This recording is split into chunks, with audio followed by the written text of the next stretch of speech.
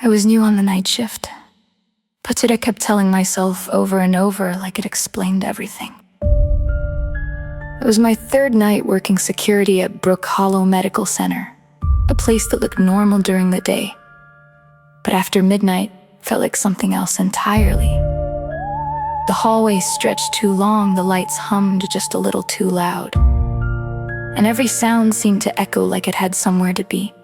Quiet shift. The day guard had said as he handed me the keys, "Nothing ever happens." That should have been my first warning. My job was simple. Walk the halls, check doors, make sure no one wandered where they shouldn't. Most of the buildings shut down at night. Just a skeleton crew in the ER and a few nurses upstairs. The rest, dark, empty, or at least supposed to be. Around 1:30 a.m., I started my first full round. The main lobby was fine. The waiting room chairs sat perfectly still, like they'd been frozen mid-conversation. The vending machines buzzed softly in the corner. Everything normal. Too normal. I checked the outpatient wing next. Rooms locked, lights off. My footsteps sounded louder here, like the walls were thinner. I tried not to think about how many people had sat in those rooms waiting for results they didn't want. That's when I heard it. A soft click. I stopped walking. Another click.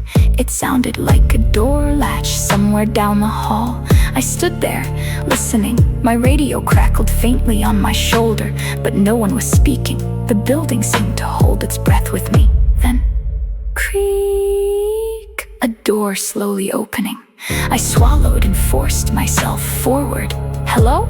I called out, trying to sound more confident than I felt. Security. No answer.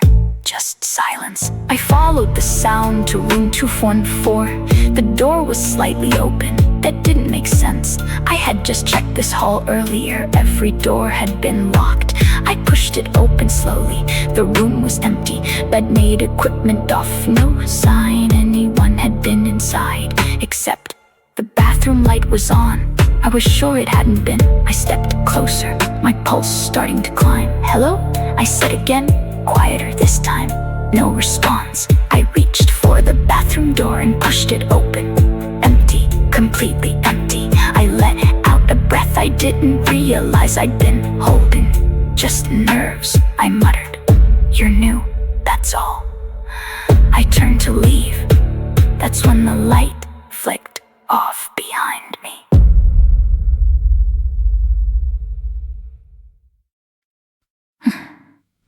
I spun around. The bathroom was dark. I know I didn't touch the switch. A cold feeling crept up my spine, slow and deliberate. "Okay," I whispered. "Not funny." I stepped back into the room, heart thudding in my ears. I reached for the light switch on the wall, clicked it on. The bathroom lit up again, still empty, but something felt wrong, different. I couldn't explain it, but the air felt heavier, like the room was full of something I couldn't see. I backed out slowly, keeping my eyes on the bathroom the entire time. Then I shut the door and kept walking. I told myself it was just faulty wiring, old building stuff happens, but the feeling didn't go away. It followed me, down the hall, around the corner, into the stairwell. By the time I reached the second floor, I didn't feel alone anymore. At 2:17 a.m., I got my first radio call. It wasn't from a person, it was just static. But underneath the static, I heard breathing, slow, heavy, too close. I grabbed the radio. "Hello? Who's on this channel?" The breathing stopped. Then, faintly, a whisper, "Help me." I froze. "Who is this?" I said, my voice cracking despite my best effort. No answer, just silence again. I checked the channel. It was the internal security line. Only staff radios were connected. No patients, no outsiders, just us. I decided to check the East Wing next. That's where long-term patients used to stay. Used to. It had been closed for months, renovations or something like that. No one ever gave me a straight answer.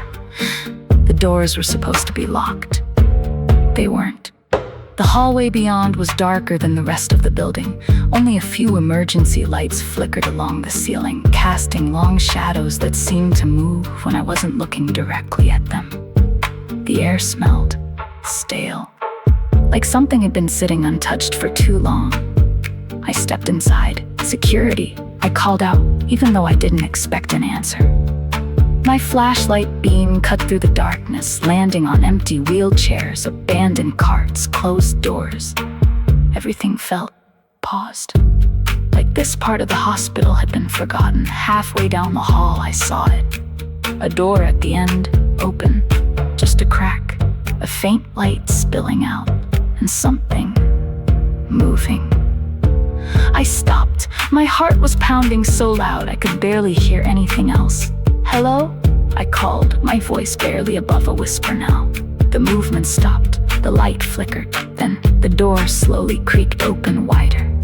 I didn't touch it, I didn't move, but it opened anyway. Inside the room, there was a hospital bed, and someone sitting on it, back turned to me. Perfectly still, I couldn't see their face, just the outline of a person in a hospital gown. My throat went dry. "This area is closed," I managed to say. "You're not supposed to be here." No response. I took a step forward. The floor creaked beneath me, and the figure tilted its head just slightly, like it had heard me. "Hey," I said, forcing steadiness into my voice. "I need you to turn around." Slowly, very slowly, it began to move. Its shoulders shifted, its head turned, but not all the way, just enough for me to see. There was no face, where its face should have been. There was nothing, just smooth, pale skin, no eyes, no mouth, no nose, and yet, I could feel it looking at me. I stumbled back, nearly dropping my flashlight. The beam shook wildly across the walls. When it landed back on the bed, the figure was gone. The room was empty, completely empty. The bed untouched, like no one had ever been there. My radio crackled again, static. Then that same whisper, right next to my ear this time. "You shouldn't be here." I ran. I didn't care about protocol, about checking doors, about finishing my shift. I ran down that hallway, out of the east wing through the stairwell, and didn't stop until I reached the main lobby, where the lights were bright, where people were, where things felt real. But even there, I didn't feel safe, because as I stood there, trying to catch my breath, I looked down at my radio and heard it again. That breathing, slow, heavy, and this time, it wasn't coming from the speaker. It was coming from behind me.